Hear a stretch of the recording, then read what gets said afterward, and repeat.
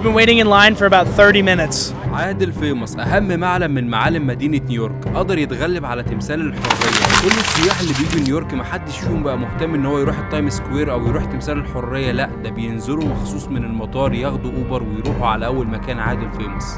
I've tried different halal carts. I mean, this is the one.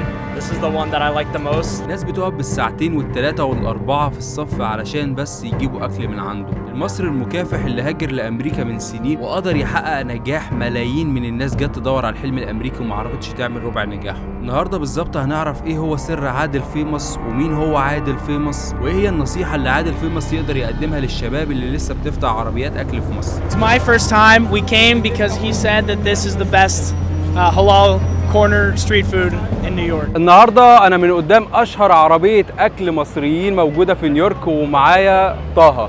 اهلين يا شباب. اليوم عندنا تغطيه عن العربيه اللي الناس تنتظر فيها 45 دقيقه الى ساعه وممكن اكثر. نبي نشوف ليش الناس هذه كلها بتنتظر اليوم. والله في اكثر من نقول 70 شخص في اللاين، اكتر كمان. الناس تيجي تنتظر هنا من الساعه 5 تقريبا. هم جايين يمسكوا اللاين هنا. لسه ما جاتش 6، هم بيفتحوا 6 بالظبط. فالناس تيجي من قبل الساعة 6، يعني تقريبا على الساعة 5 ويجوا يبدأوا من اللاين. هم عارفين إنه اللاين يبدأ من هناك. فحاليا وصل اللاين almost يعني قفلوا بلوك.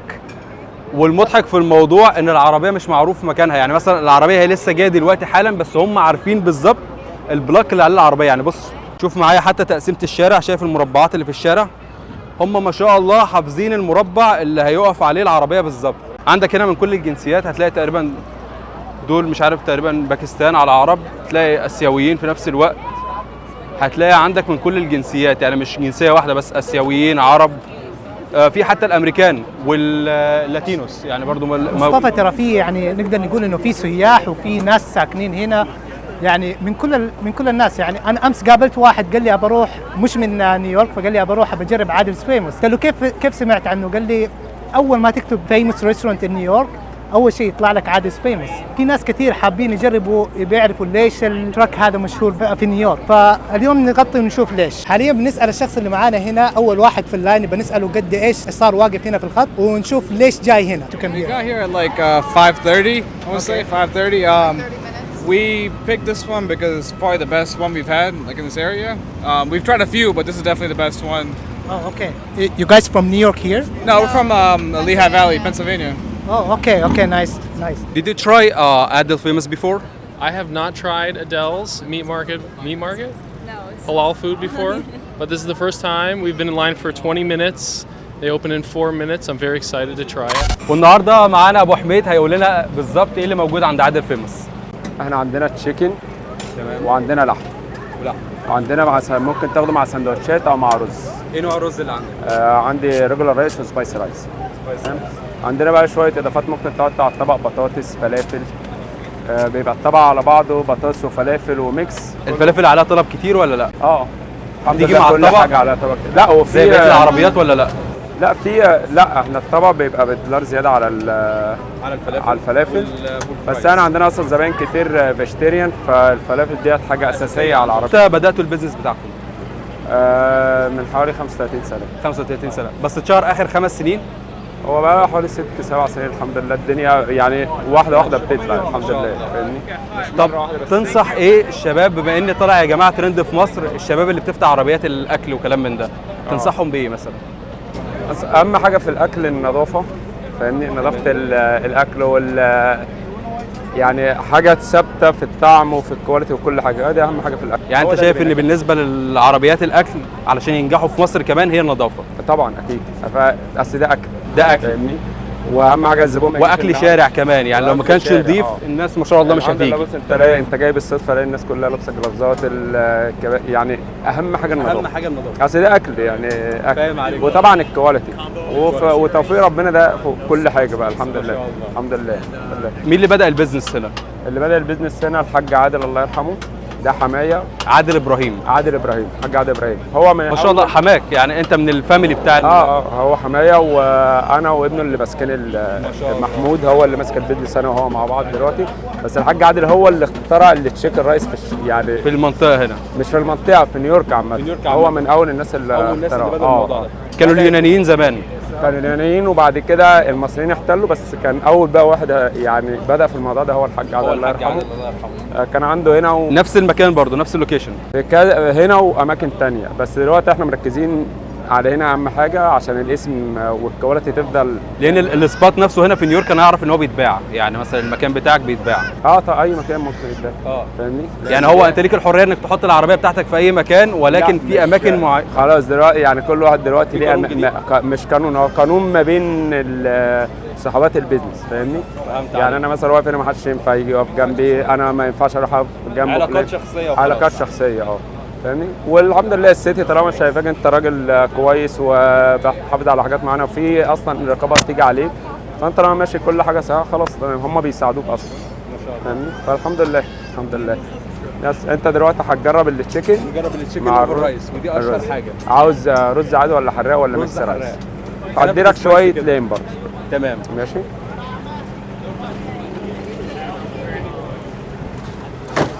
اول حاجه بتبدا هو السلطه.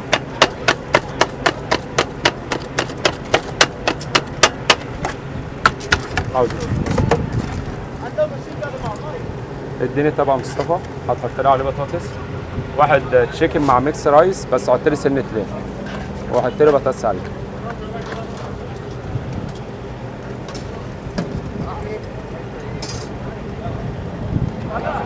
مصطفى معاك واحد كامبو سبايسي رايس واديله واحده بيتا على الصاج.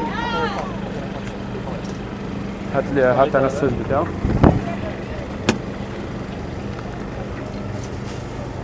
ده اللي تبعي ده ولا تبع حد؟ ده تبعك انت. هو اديت الميكس التشيكن مع اللحم. ليك في الوايت صوص؟ الوايت صوص بقى كتير.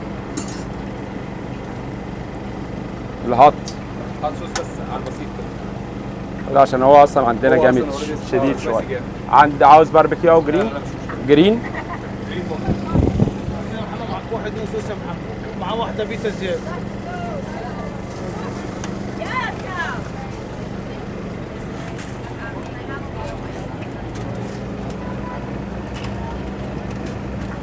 كده واحد تشيكن واحد ثاني سبايسي رايس. وبس هو ده كده الطبق. سعره كام بقى؟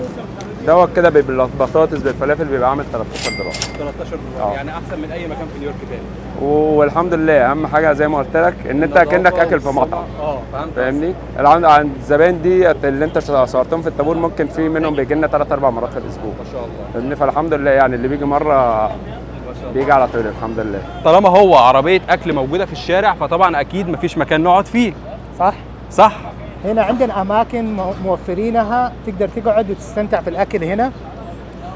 وريهم يا طه، وريهم. تشوفوا تعال بص كده حبيب قلبي زي الجمال. تعال بص هتلاقي مكان تقعد فيه في كل حته. هنا مثلا مكان فاضي، الحاجات دي تبع السيتي مش تبع المطعم. حط الاكل بتاعنا. احنا في ال6 افينيو مع ال49 ستريت، وكل ده $10. بس اذا حاب تضيف اضافات 13 بالاضافات. الاضافات يعني مع الاضافات اللي احنا ضفناها زي البطاطس اللي هو الفرنش فرايز مع الفلافل $3 زياده. لو بتجيب ساندوتش صغير تقريبا $10. الساندوتش صغير ممكن ما يشبعك $10 واكتر كمان والله. واكتر صحيح. وشيء مو جميل صراحه السندوتشات. لا هنا دي اكله النيويوركرز يا جماعه، يعني دي الاكله اللي بياكلها اهل نيويورك. مستحيل تسال نيويوركرز عن عادل سفيموس يقول لك لا ما بعرفه. كل الناس هنا بتعرف عادل سفيموس. زي اللاين من شويه لما سالنا كذا واحد، في ناس من بنسلفانيا بيقولوا اول مره يجربوه. ما هو ده بيدل ان هم اصلا مش من نيويورك، هو جاي نيويورك لسه بيقول لك بقاله تقريبا يومين او كان بيقول كام؟ تقريبا هو قال يومين او لسه جاي النهارده تقريبا. في واحد كان بيقول لسه جاي النهارده. كلهم جايين من بنسلفانيا يعني واحد جيت نيويورك مش هتنزل تايم سكوير، لا هتيجي عند عادل فيموس. يعني احنا سالناه ليش يعني اخترت عادل فيموس؟ قال والله هو اشهر فود تراك موجود، يعني موجود في نيويورك. الرز الاحمر، رز اصفر، الفراخ مع الوايت صوص.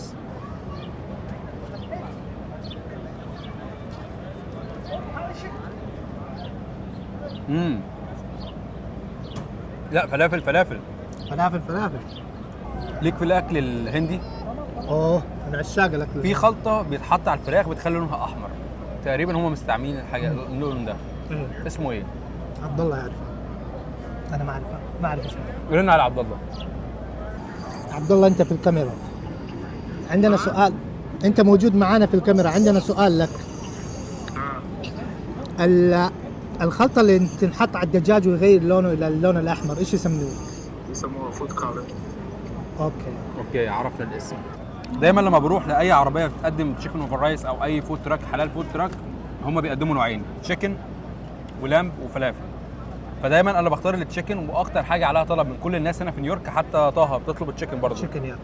لان اللامب ما بيبقاش احسن حاجه، فالصراحه انا اول مره هدوق اللامب، فهقول لكم بجد بامانه والله طعمه عامل ازاي. هل هو زي التانيين ولا مختلف؟ ما فيهوش الطعم التاني، هو قريب من العربيات التانيه بس ما فيهوش الطعم اللاذع بتاعها. هي انه اللامب هنا كمان مش ناشف، يعني اغلب العربيات لما تاخذ من عنده اللامب بيكون ناشف، يكون ناشف لسبه انه بينحط على النار كثير لما يجي يكسره. لا وكمان لما بيجي على النار لما بيجي يكسر يا جماعه، علشان في ناس ساعات بتبقى بخيله شويه، هنا مقطع القطعه كبيره شويه. يعني الناس اللي بتاكل شاورما لما بتروح للراجل، هو على فكره اللامب بيعملوا ازاي، اللي هو احنا بنتكلموا بالانجليزي اللي هو اللحمه. ايوه تمام، احنا بنجيب دجاج ولحمه. أيوة. دجاج. فالمهم بالنسبه للحمه، الناس لما بتيجي تقطع السيخ اللحمه بتاع هنا بتكون لحمه مفرومه بتتعمل على سيخ شاورما بالظبط. فلما بيجي يقطعوها بيقطع لك القشره بس، فلما تيجي تاكل القشره بتلاقي حاجه ناشفه. هنا ايده داخله جوه شويه بحيث ان هو يديك الطعم بتاعت اللحمه او يديك اللحمه السمك. شويه متين. السمك بيبقى كده، يعني السمك بص كده معايا، مش عارف هي دي مش موضحاها كويس بس السمك كويس جدا. مع السلامه. من ايه؟